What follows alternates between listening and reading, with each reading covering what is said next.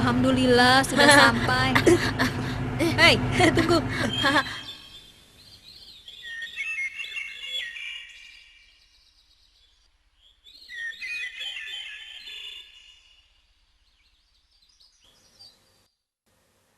Assalamualaikum anak-anak. Kaifa halukum? Waalaikumsalam, alhamdulillah bikhairin. Pelajaran fikih hari ini akan membahas masalah wudu, tayamum, dan sholat. Kalian siap? Insyaallah.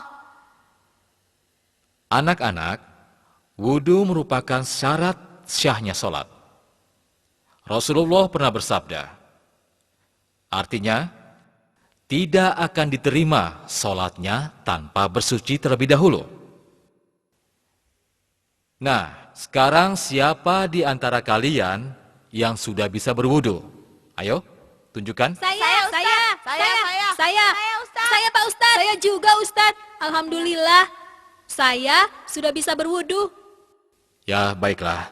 Ustadz percaya, tapi kita tetap harus mempelajari supaya wudu kita sempurna. Karena kalau wudu kita tidak sempurna, sholat pun tidak akan sah. Pak Ustadz, saya mau tanya, apa ada wudu yang tidak sempurna? Bisa saja wudu tidak sempurna. Bahkan hal ini seringkali terjadi, tapi tidak disadari.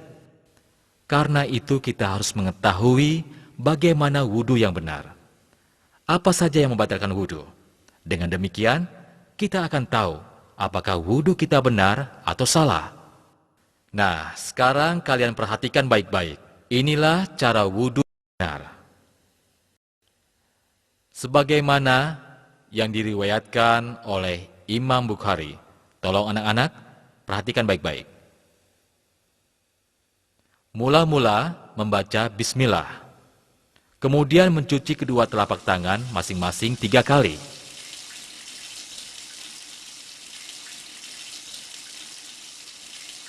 Berikutnya, berkumur-kumur dan memasukkan air ke dalam hidung sebanyak 3 kali.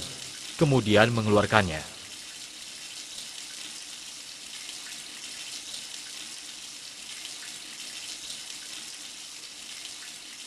Setelah itu mencuci wajah sebanyak 3 kali.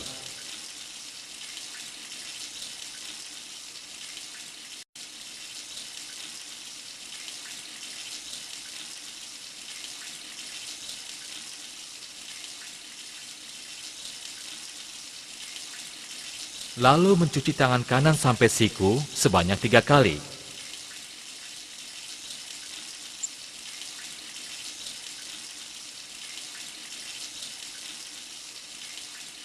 Kemudian tangan kiri sampai siku sebanyak 3 kali, saling bergantian.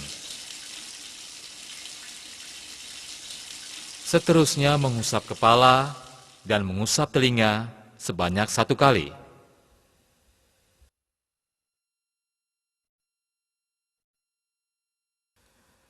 Terakhir mencuci kaki kanan sampai mata kaki sebanyak 3 kali. Kemudian kaki kiri sampai mata kaki sebanyak 3 kali.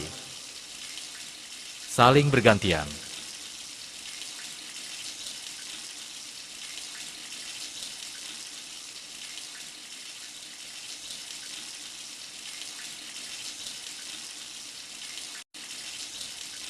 Selesai berwudu, disunahkan membaca doa أشهد أن لا إله إلا الله وحده لا شريك له أشهد أن محمدا عبده ورسوله اللهم اجعلني من التوابين واجعلني من المتطهرين. Nah, apakah kalian semua sudah paham apa yang tadi Ustadz ajarkan? Oh ya Pak Ustadz, bagaimana kalau kita membasuh kaki dulu baru membasuh tangan? Ya, pertanyaan bagus. Hampir saja Ustadz lupa menjelaskannya. Wudu harus dilakukan berurutan. Mula-mula membaca bismillah, kemudian mencuci kedua telapak tangan masing-masing 3 kali.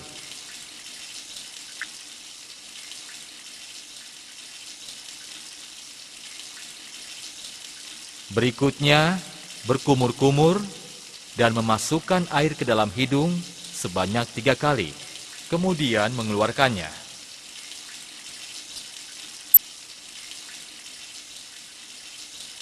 Setelah itu, mencuci wajah sebanyak 3 kali.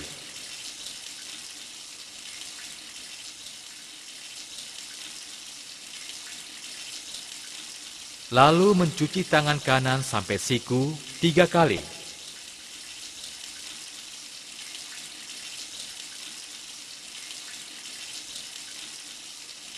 Kemudian tangan kiri sampai siku 3 kali.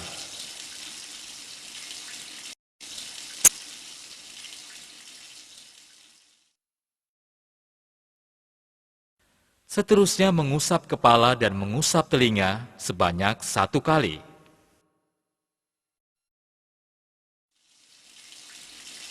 Terakhir mencuci kaki kanan sampai mata kaki 3 kali. Kemudian kaki kiri sampai mata kaki 3 kali. Dan selesai berwudu, disunahkan membaca doa.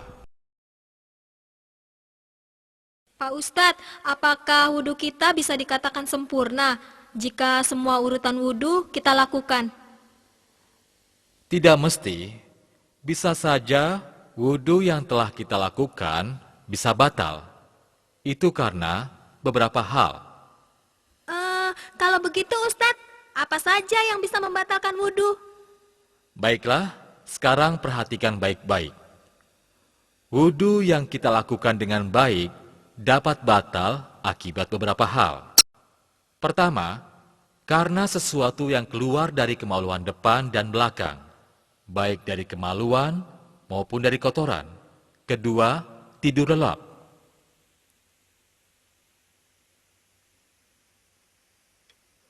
Ketiga, hilang akal atau gila. Keempat, memegang kemaluan tanpa penghalang disertai syahwat. Dan kelima, makan daging unta. Saya harap kalian semua dapat memahaminya dengan baik. Tapi Ustadz, bagaimana kalau tidak ada air? Ya, pertanyaan bagus.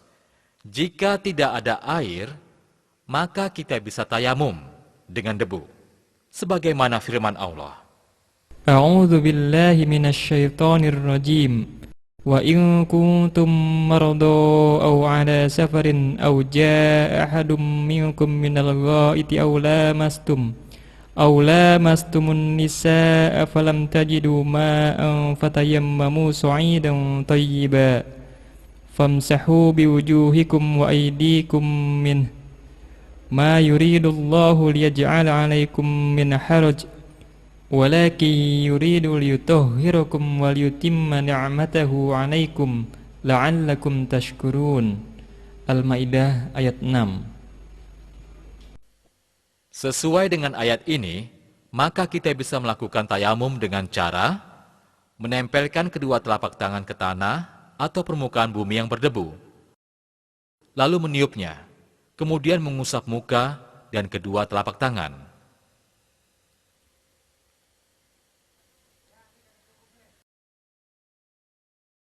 Ustaz,